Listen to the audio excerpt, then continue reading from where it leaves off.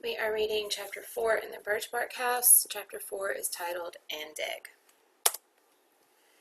The world changed when Father was home. Everyone had to be more careful and orderly. When Mama and Grandma were in charge, there was a way to do things, of course, and yet there was room to make mistakes. Mistakes were funny and could be fixed. With Omakias's father, Mikwam, or Ice, everything had to be done exactly right. He was a commanding person, over 6 feet tall and with a shrewdness in his expression that impressed other men. Often he dressed himself quite handsomely: full turban, beaded velvet vest, calico shirt of fine red cloth, a bandolier bag, earrings. He always wore at least one fancy earring, and it glittered and spun at his jaw when he abruptly halted or changed direction in his walking. Mikwam was very funny, and the camp was always full of laughter. But it was an uneasy laughter. At any moment, Day-Day's mood could change to barbed annoyance. Much of the laughter had to do with her father's sly wit and sharp tongue. There was no one he could not imitate, no one who escaped the sharp humor of his gaze, no one about whom he could not make a joke. He even teased old Tallow, but he loved giving her little gifts too, and in the evenings he told stories until way after the owls began to call. With Day-Day home, things were more exciting, things were more difficult, and things were less predictable but somehow more secure. First thing Day-Day noticed was the corn, how tall it had grown, how the rain had plumped up the ears, what a good crop they had this year. Mama and Grandma were pleased and contented with the crop, but Day-Day was jealous of the amount of new corn he saw the crows devouring. Early on the morning of the second day he was home, he cut poles and used basswood twine to rope together 2 platforms, one on either side of the cornfield. When he had tied the logs securely, and when he had positioned them just so, he called Angeline and Omakias. "I want you to climb up and stay here and drive away the birds." He gave Omakias 2 smooth sticks to clack together to frighten the flocks, and Angeline his tattered old shirt to flap in the air. He didn't need it any more, for Mama had made him a new suit of clothes: a calico shirt, skin leggings, a set of blue broadcloth breeches trimmed with red wool. Onto the shirt she had sewn 4 carefully hoarded brass buttons, gleaming, each marked with the French flower that the voyagers called fleur-de-lis. Now, on a sunny day with a sweet haze in the air and the promise of rain low and far at the edge of the horizon, Omakias and Angeline started for the cornfield. They argued back and forth about everything and nothing. Stubborn and bored with each other, they fell silent. The garden place lay at the end of a short path through the woods, and on the way they walked without a sound, each lost in her thoughts. Perhaps because they had fallen into that angry silence, they walked quietly enough to come upon one horn, the magnificent buck deer who had lost half of his antler rack defending his island territory. He seemed to have damaged his head in some way so that only one of his antlers grew back properly.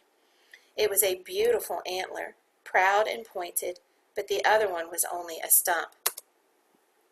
Unafraid of the girls, One Horn stepped out onto the path and stood alert in the early light, basking a little, warming his coat. Omakias and Angeline stood still, held by his beauty and the strength of his gaze. His graceful, leaf-shaped ears tilted forward as though he could hear their hearts beating. His brown eyes were commanding and kind. He took a step toward them and stopped, another step, stopped, and then suddenly, as though yanked into the air by a giant invisible rope, he leaped. He disappeared. "He must have heard something we didn't," Angeline said, and sure enough, Day-Day was behind them, right behind them, with no warning. "What's wrong with you girls?" he said, his voice sharp. "The crows are feasting while you stand here and jabber." He walked past them, his stride long. They hurried to the field, climbed onto their platforms, and shooed away what few birds had settled in the corn.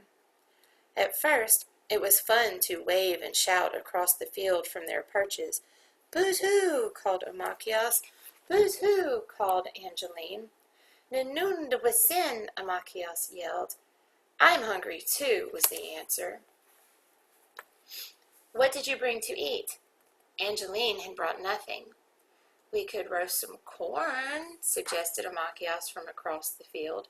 "We could roast some crows," cried Angeline. "How will we catch them?" shouted Amachios. "I'll get Nokomis's fishing net," Angeline answered. "We'll throw it over them when they land."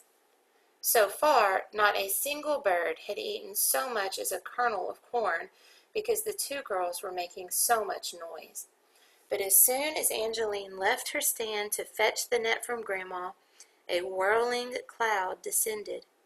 The smart crows and red-winged blackbirds knew when their chances of getting a bite of corn had improved. The crows spread over the corn with cries of greed.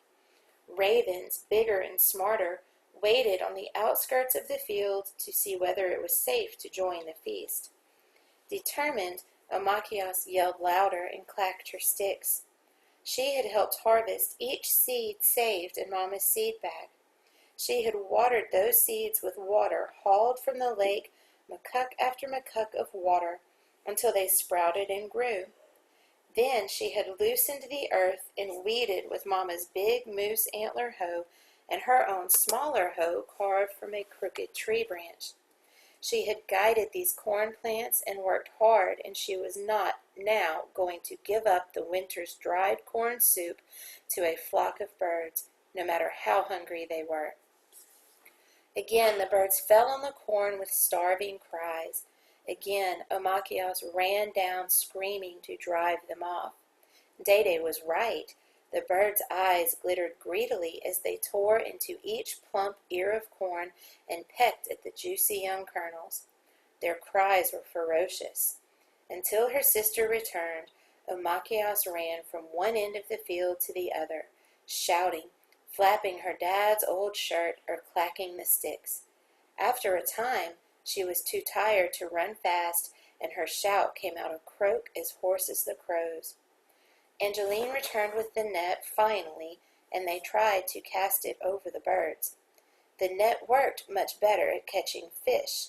However wide and gracefully they tried to toss it, the net always flew clumsily. The birds saw it coming, darted off, and even seemed to laugh with taunting cries as they landed, eating noisily, in another part of the field. "We've got to trick them," Angeline said. "Trick them how?" Amachios panted. "I've got an idea," said Angeline. They draped one of Grandma's nets carefully over the cornstalks to make a ceiling. Angeline stood behind the cornstalk room with the other net held wide, and Amachios ran to the other side of the field. When the birds landed before her, she slowly, unhurriedly, with no shouting and no sudden movements, walked toward her sister. The birds hopped before her or flew a short distance. They were not frightened enough to wheel high in the air. They continued toward the net and then slipped under the nets to forage, hopped further beneath, toward Angeline, until they finally ran into the wall of twines and flapped high into the ceiling of the net.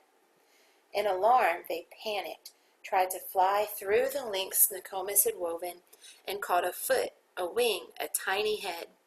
Even though she had hated them just an hour before, Amachios now felt badly about betraying them, and as she drove the birds into the net, she begged them to forgive her, saying the words she had heard her grandmother use.